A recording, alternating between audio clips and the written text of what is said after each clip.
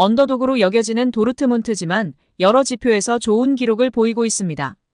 11년 만에 결승 진출을 노리는 도르트문트는 남은 팀 중 가장 언더독으로 분류되는데요. 축구 통계 매체 옵타는 구단의 우승 확률을 14.2%로 분석했습니다. 남은 4팀 중 제일 낮은 수치입니다. 하지만 도르트문트는 챔피언스 리그에서 좋은 모습을 보이고 있습니다.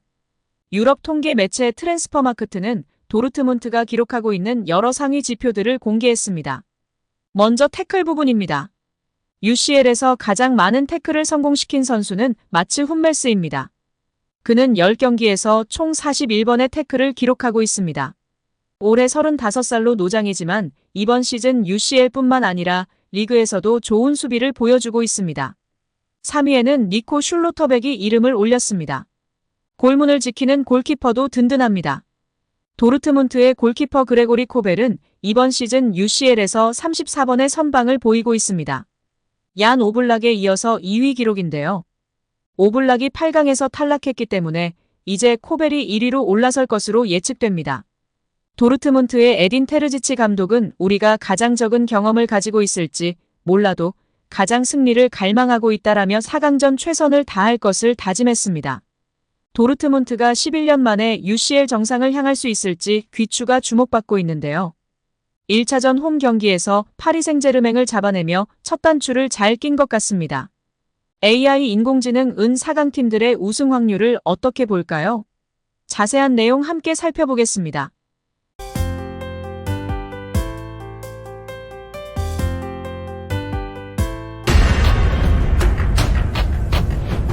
이강인 카드를 볼 수 없는 게임이었습니다.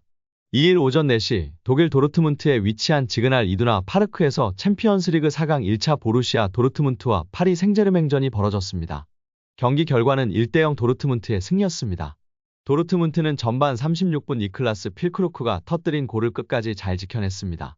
반면 PSG는 2차전에서 승부를 뒤집을 준비를 해야 합니다. 경기 점유율은 전반적으로 PSG가 쥐었습니다. 하지만 도르트문트가 조금 더 영리하게 게임을 진행하는 것처럼 보였습니다. 경기 막판까지 두 팀이 날린 슛 횟수는 비슷했습니다. 개인의 드리블 역량은 도르트문트가 더 괜찮아 보였습니다. 후반 막바지 기준으로 도르트문트는 19차례나 드리블 돌파를 성공시켰으나 PSG는 11차례에 그쳤습니다. 선제골은 도르트문트의 몫이었습니다. 전반 36분 슐로터백이 한 번에 넘겨준 패스를 받아낸 필크루크는 순식간에 골키퍼와 1대1 찬스를 맞았고 곧장 났고 빠른 왼발 슈팅을 때렸습니다. 그대로 골망을 갈랐습니다. 이 장면에서 PSG의 악재가 닥쳤습니다. 필크루크의 슈팅을 막으려던 루카 에르난데스가 발목을 접질리면서 루카스 베랄도와 교체됐습니다. 전반전 추가 시간 4분이 주어졌지만 도르트문트가 한 골 차로 앞선 채 마무리됐습니다. 후반전엔 급해진 PSG가 적극적으로 득점을 노렸습니다. 이 과정에서 연달아 골대를 2번이나 때리는 불운도 이어졌습니다. PSG는 적극적으로 득점을 노렸고 도르트문트는 이를 효과적으로 막아내면서 틈틈이 추가 골을 노렸습니다. 답답함이 이어졌습니다. PSG 공격진은 도르트문트 수비진을 뚫어내지 못했습니다. 루이스 엘리케 PSG 감독은 교체 카드를 아꼈습니다. 후반 20분 바르셀로나에서 양달콜로 무한이를 투입하긴 했지만 추가 교체 카드는 좀처럼 나오지 않았습니다. 부상 교체를 제외한 선수 교체를 결국 무한이라는 카드로 한 장만 사용했습니다. 현지 팬들은 하무스, 이강인이 지난 리그 경기에서 환상의 합작골을 보여줬음에도 투입시키지 않은 것에 대한 불만이 높은 상황입니다. 또한 지난 바르셀로나전 승리는 레드카드 때문이었다. 우리는 작은 클럽이야 등의 반응을 보이며 1차전에서 1대0 패배에 대한 불만족을 나타내고 있습니다. 오늘 엘리케 감독의 소극적인 변화는 2차전에서 반드시 결과로 증명해야 할 것입니다. 이강인을 비롯해 곤살로 하무스, 마르코 아센시오 등 공격 자원이 벤치에 있었지만 엘리케 감독은 꺼내들지 않았습니다. 이강인을 사용하지 않은 것에 대해선 수비적인 밸런스를 중요하게 생각한 듯한 느낌이었는데요. 이날 PSG는 중원의 비티냐를 중심으로 좌우에 루이스, 에메리가 배치됐습니다. 두 선수 모두 수비적인 기여도가 뛰어난 선수들인데요. 중원 싸움과 밸런스를 위해 선발을 선택했다 하더라도 좋은 모습이 아니었고 후반전에 지고 있을 때에는 선수 변화를 줬어야 하지 않았나 싶습니다. 특히 많은 팬들은 하무스가 아닌 무한이가 투입된 것에 이해가 되질 않는다는 반응입니다. 아무튼 이강인 선수는 2차전은 출전 가능성이 매우 높을 것으로 보이는데요. 우선 PSG가 1차전에 패하면서 2차전을 맞이하기 때문에 반드시 득점과 함께 승리가 필요한 상황이기 때문입니다. 여기에 홈에서 2차전을 펼치기 때문에 이날보다 더욱 공격적으로 나설 가능성이 매우 높아 보이는 상황입니다. 경기 후 열린 공식 기자회견에서 엔리케 감독은 이렇게 이야기했습니다. 우리는 그것이 어려울 것이라는 것을 알고 있었습니다. 균형 잡힌 경기였어요. 아주 공정했어요. 두 팀 모두 기회가 있었습니다. 공격은 여러 번 방어를 더 잘했습니다. 그들은 골을 넣었습니다. 우리는 아주 확실한 기회가 있었지만 그들을 셀 수 없었습니다. 우리가 극복할 수 없는 일이 아닙니다. 이제 우리는 회복을 위해 프랑스로 돌아가 경기를 복귀할 것입니다. 홈을 떠나 첫 경기를 치른 것은 토너먼트에서 처음입니다.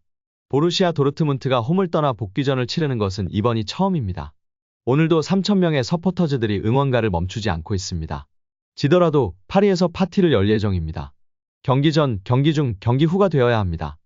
여기에 지난주 데일리메일 등 유수 매체가 보도한 인공지능 AI의 챔피언스리그 우승팀 예측 파일은 팬들 사이에서 큰 화제를 모았습니다. AI는 자체 알고리즘을 통해 2024년부터 2103년까지 지구상 최고의 축구대회로 여겨지는 챔피언스리그 우승팀을 예측했습니다.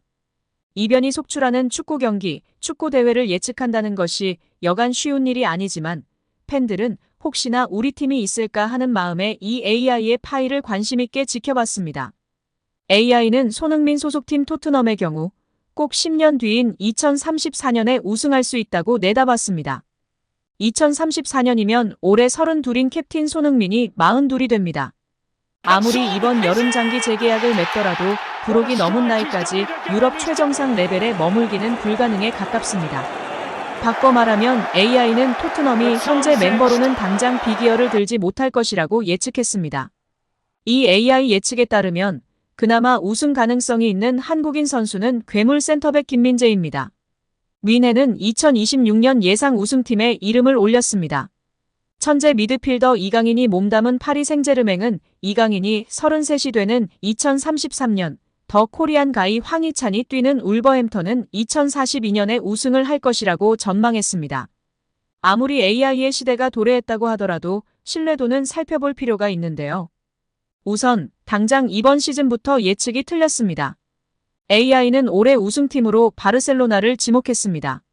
하지만 바르셀로나는 17일 파리 생제르맹과 8강 2차전에서 1대4로 역전패하며 1차전 승리를 지키지 못하고 합산 점수 4대6으로 무릎 꿇었습니다. AI는 2025년 맨유가 우승할 것으로 예상했는데요. 하지만 맨유는 올 시즌 프리미어리그 32라운드 현재 7위에 처져 있습니다. 6경기를 남겨두고 챔피언스리그 진출권인 4위 에스턴 빌라와 13점 차입니다. 챔피언스리그 진출 가능성 자체가 희박합니다. 데일리메일에 따르면 이 예측 파일을 본 팬들은 맨유가 다음 시즌 챔스도 못 나갈 텐데 무슨 우승, 아스널은 이 리스트에도 없네, 스토크시티를 포함하지 않았으므로 꽤 현실 가능성이 있는 리스트다 등의 반응을 보이고 있습니다. 빠르면 올 시즌 파리 생제르맹이 빅이어를 들 수 있을까요?